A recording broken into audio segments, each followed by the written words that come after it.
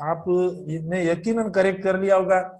ऊपर स्टेटमेंट हमारा दिया हुआ है, कौन सा स्टेटमेंट दिया हुआ है? मैंने आपको बताया कि सेंटेंस और सेंटेंस फ्रेगमेंट को पहचानने के लिए, रिकॉग्नाइज करने के लिए, आइडेंटिफाई करने के लिए जो आपको सवाल दिया जाएगा पूछने के लिए, वो ऐसा दिया जाएगा कि identify the choice that results in a grammatically correct sentence.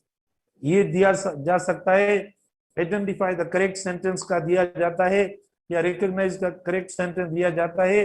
ठीक है, तो इस तरीके से मतलब सवाल आ सकते हैं। अब हमें देखना है कि कौन सा करेक्ट सेंटेंस है, कौन सा इनकरेक्ट है। फ्रेगमेंट से मुराद क्या? अब फ्रेगमेंट को अगर आप हेवी ले रहे हो, पता नहीं फ्रेगमेंट क्या, छोड़ो भले, आपको सिर्फ ये देखें कि what is correct what is incorrect. आप भले ये ध्यान में रख लो, फ्रेगमेंट को छोड़ दो, भले फ्रेगमेंट का नाम आपको खराब लग रहा है तो छोड़ो। यानी आप इनको इस तरीके से कन्वर्ट करके अपने लिए ये भी कर सकते हो कि कौन सा जुमला दुरुस्त है, कौन सा यानी गलत है। तो देखो, वो सेंटेंस जिसके अंदर वर्ब या सब्जेक्ट नहीं होता, या सेंटेंस का पूरा मतलब नहीं आ रहा होता, तो वो सेंटेंस करेक्ट है। क्योंकि सेंटेंस का मतलब ही क्या होता है? ग्रुप ऑफ वर्ड्स होता है जो पूरा मतलब पूरी मीनिंग दे, उसको हम सेंटेंस कहते हैं। अगर ऐसा सेंस या ऐसी मीनिंग नहीं होती है तो वो सेंटेंस नहीं है। ठीक है, वो इनकरेक्ट हो जाएगा, ये बात है और कुछ भी नहीं है। तो हम आते हैं हमारे फर्स्ट सेंटेंस के ऊपर, the waiting room of a small country junction, और दूसरा है द रूम इज एम्प्टी। मुझे बताए बेटा, इसमें कौन सा इनकरेक्ट है, कौन सा इनकरेक्ट है? मैं खुद इधर लिखूंगी ये इनकरेक्ट है या एसेफ है। एसेफ एसेफ से मुराद इनकरेक्ट, एसेफ से मुराद इनकरेक्ट। ठीक है, आप जैसे लो इनको, जिस तरीके से समझो, इजी होकर, रिलैक्स होकर आप जो वो पढ़ें। और देखो, I am with you, I am teaching you, and you don't worry at all when I am teaching and giving you technically all the aspects of such situations, such sentences and examples. You people like you don't worry at all. Okay, I'm confident and I'm proud of my teaching and the students you are learning there. So really, I'm quite relaxed and quite confident to see that things will happen to be very much, complete, easy and comfortable. So don't worry at all. अच्छा, तो first का बताएं जल्दी, इसमें कौन सा एसेफ है? हाँ, ए। ठीक है बेटा, अब ये जो फर्स्ट वाला पढ़ा है, बिल्कुल आपने सही बताया। ये आप इसको एसेफ बोले या इनकरेक्ट बोले, जो बोले, अब मतलब हो गया, ये एसेफ हो गया। आप बोले सर इतना बड़ा सेंटेंस एसेफ हो गया, इनकरेक्ट हुआ, कैसे हुआ है? बेटा आप खुद देखो, the waiting room of a small country junction. मुझे बताओ, मैं आपसे पूछूं कौन सी चीज है, भला थोड़ा ये तो बताओ आज, कौन सी चीज मिसिंग है इस सेंटेंस में से? मिस क्या हो रहा है? मिसिंग को देखें ना, मैंने आपको बताया जो कंपोनेंट्स मिस हो जाएं, ठीक है, तो आप मिसिंग बताएं कि कौन सी चीज जो है वो मिसिंग है। ठीक है बेटा, तो आप बताएं, अगर टेक्निकली वो एस्पेक्ट आपके जहन में होगा तब आप जो वो सेंटेंस को जज कर पाएंगे ना, अगर नहीं होगा तो जाहिर प्रॉब्लम हो जाएगा। The waiting room of a small country junction, कौन सी चीज मिसिंग है जिसकी वजह से आप बोल रहे हैं कि ये सेफ है और इनकरेक्ट है? जल्दी बताएं बेटा। Verb, very good, excellent. Missing क्या हो रहा है? वर्ब मिस हो रहा है। ये करो ना ऐसा, हाँ ये हो गया। आप देखो, तो ये क्या होगा? The waiting room of a small country junction is, देखो वेट, ये पूरा सब्जेक्ट है। The waiting room of a small country junction is at फिला वगैरह, मतलब आप कुछ आगे लिखेंगे वो है नहीं, ये नहीं है बेटा। ठीक है, the waiting room of a small country junction, तो आप देखें ऐसा कुछ भी नहीं है, ये खाली फ्रेज है, ये फ्रेज है। तो पूरा सेंस देखो नहीं निकल रहा है कि भाई वेटिंग रूम स्मॉल कंट्री का कहाँ है, क्या हो रहा है उधर, कौन सी एक्टिविटी हो रही है, कौन सा एक्शन हो रहा है, ऐसा कोई सेंस नहीं आ रहा है। इसीलिए एसेफ हुआ है, इनकरेक्ट हुआ है, वर्ब इसमें से नहीं है। राइट, फिर आते हम दूसरे पे, द रूम इज एम्प्टी। बेटा ये करेक्ट सेंटेंस है, ये हमारा क्या हुआ, इसको हम सेंटेंस कह रहे हैं। एस क्यों है? क्योंकि करेक्ट है। भाई क्यों करेक्ट है, क्या है इसके अंदर? भाई इसके अंदर ये सब्जेक्ट पड़ा है, एस, यानी एक थीम दिया हुआ है, इस जुमले को एक थीम दिया हुआ है, नाम दिया हुआ है, एक कौन सा नाम दिया हुआ है? रूम का नाम दिया है। फिर वर्ब है या नहीं? बिल्कुल वर्ब पड़ा है, इसीलिए ये हमारा सेंटेंस है। और मतलब निकालने वाला मीनिंग देखें, वो पूरी आती है नहीं?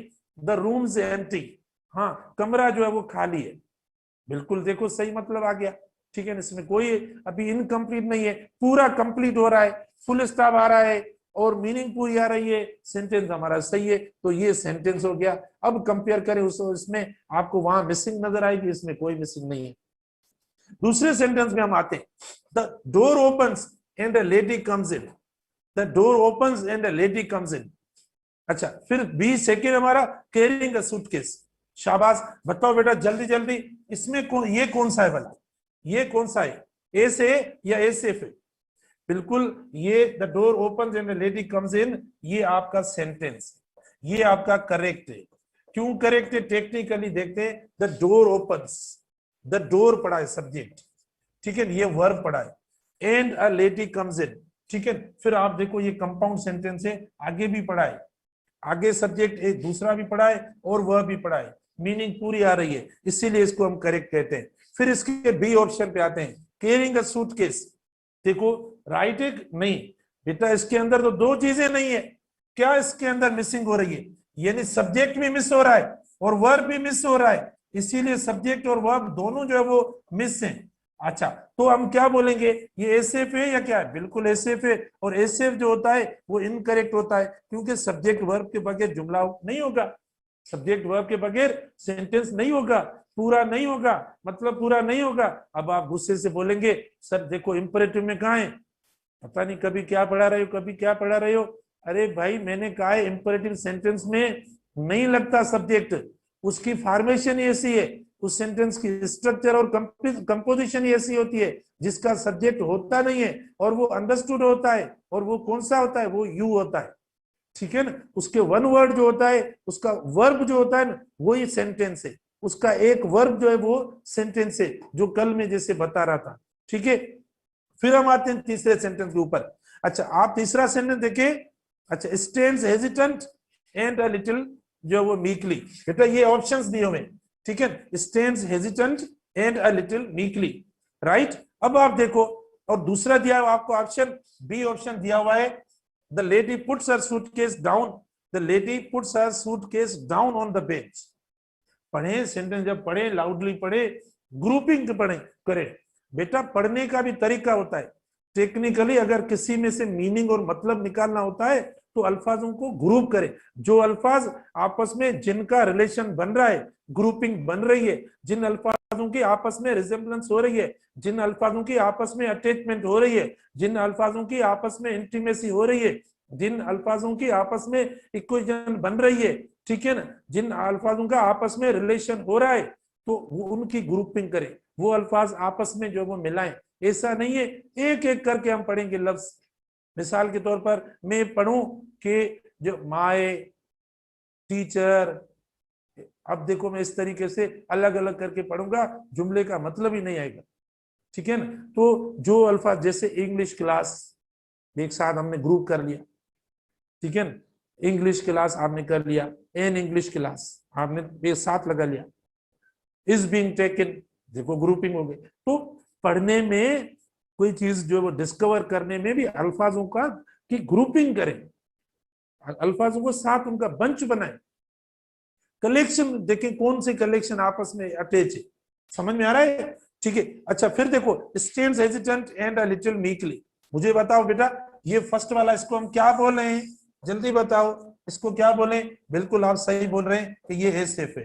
क्यों एसएफ, एसएफ इनकरेक्ट होता है, करेक्ट नहीं होता, ठीक है ना, ग्रामर स्ट्रक्चर के लिहाज से, टेस्ट पॉइंट ऑफ व्यू से, मैं टेस्ट पॉइंट ऑफ व्यू की बात कर रहा हूं, टेस्ट पॉइंट ऑफ व्यू से, इसीलिए तो क्वेश्चन देते हैं, ठीक है ना, टेस्ट पॉइंट ऑफ व्यू की मैं बात कर रहा हूँ, एग्जामिनेशन की बात कर रहा हूँ, वहां एसएफ जो होता है वो इनकरेक्ट सेंटेंस की तरह होता है, समझ में आ रहा है।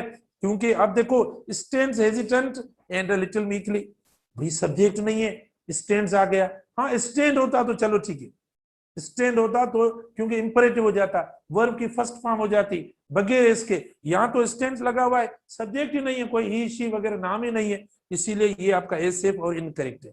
फिर आते हैं सेकंड पे, the lady puts her suitcase down on the bench, बेटा देखो ये पूरा है, देखो क्या किससे पूरा है, सब्जेक्ट आ गया, पुट्स देखिए वर्ब आया, her suitcase down on the bench, देखो ये पूरी जो वो कॉम्प्लीमेंट आ गया, पूरा कॉम्प्लीमेंट, कॉम्प्लीमेंट क्या होता है, कॉम्प्लीमेंट जो वर्ब के बाद सेंटेंस की पूराई के लिए, यानी इस वर्ब को क्या चाहिए, यानी पूरी चीज करने के लिए। मिसाल के तौर पर जैसे मैं बोलूं आई वांट, मैंने बोल दिया, लेकिन आप बोलेंगे सर सब्जेक्ट सेंटेंस तो सही है, सब्जेक्ट आ गया, वर्ब आया, लेकिन वांट को और कुछ चाहिए इसको मतलब पूरा सेंस करने के लिए, तो आप बोलेंगे sir I want more questions, ठीक है, I want a new dress, ठीक है sir, I want no more class, ठीक है sir, I want silence please don't talk, सर में दर्द हो रहा है सुना है। मतलब ये देखो क्या हुआ, इसको कॉम्प्लीमेंट कहते हैं जो हम वर्ब के बाद दें। तो कुछ ऐसे वर्ड जो इनको जिस, तो ये कॉम्प्लीमेंट हुआ, ठीक है। The lady puts her suitcase, okay, suitcase, her suitcase यहाँ तक आपका जो है वो ऑब्जेक्ट हो गया, यानी her suitcase down on the bench, देखो इस तरीके से डाउन ऑन द बेंच, ये कॉम्प्लीमेंट। तो आप देखिए ये पूरा सेंटेंस कहने का मकसद ये आपका करेक्ट हो गया, करेक्ट हो गया, और इसको आप सेंटेंस कहते हैं। तो बेटा ऐसे कई जुमले पढ़े हैं, हर सेंटेंस को आप ब्रेक करके आप खुद कर सकते हो, इसमें मैंने कोई कमाल की बात नहीं की है। आप जो चाहे एक सेंटेंस को सब्जेक्ट और वर्ब और मतलब पूरा रखे, वो आपका काम मतलब पूरा सेंटेंस हो जाएगा। उसी सेंटेंस को तोड़ के ये चीजें ना हो, वो आपका फ्रेगमेंट और इनकरेक्ट हो जाएगा। मैंने ये किया है और कुछ नहीं किया। तो आप समझ गए, काफी सेंटेंस पढ़े, अब हम कुछ नया टॉपिक पढ़ लें, ठीक है। तो ये मैंने थोड़ा आपको दे दिया, और फिर बाद में हम रिव्यू क्लास का रखेंगे इंशाल्लाह। पूरी जो चीजें हमने पढ़ी हैं क्लास वगैरह जीटी के लिए, वो पूरा मैं बताऊंगा आपको, जिस तरीके से समझ में आएगा, जो टेक्निक आप मतलब जिस तरीके से समझ में आएगा, मैं उस टेक्निक से पढ़ाऊंगा। लेकिन मैं पढ़ा कर फिर आपको छोड़ूंगा, जो बोल रहे हैं मुझे समझ में नहीं आता उसको समझा के फिर टेस्ट मतलब हम देंगे, उसको समझा कर ये आप दिल जाए करें। ठीक है बेटा, अब आगे चलते हैं, आगे हम नया टॉपिक स्टार्ट करते हैं, ठीक है।